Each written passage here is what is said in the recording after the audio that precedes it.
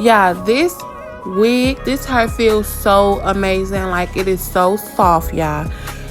This also is a 6-inch parting with the lace around the edges and only the lace in the parting. Also, it has 3 combs, 1 in the back and 2 in the front with adjustable scraps. Yeah, this wig is way too little for my head, but I made it work. You know, I made it do what it do with my big head, because I do have a huge head.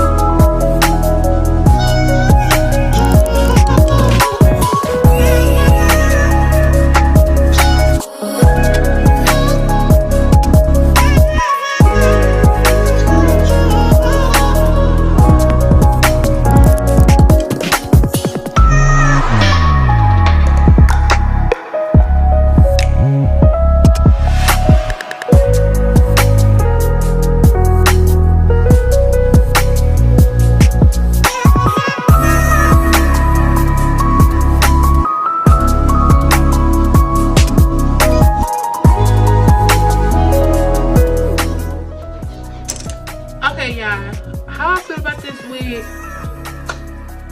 it is not big head friendly. This is not made for this. I know I wasn't tripping. This is not made for big head girls like myself, because I really have a big head. This wig itself is a really cute wig. I'm trying to debate on, do I want to flat iron it bone straight, or do I want to keep the curls in? I'm really not sure, but the curls are really cute, as I showed you guys the back. It is a good density. It's a good amount of hair. It is a good amount of fullness. I really like the wig. The part, you could pluck it a little bit more. This is the ends of the hair. Shedding wise, it was a couple of strands. You know, it's a couple of strands of hair. So yeah, but I like the hair. I put a little bit of concealer in. It's a good amount of parting space right here. And I'm gonna take my flat irons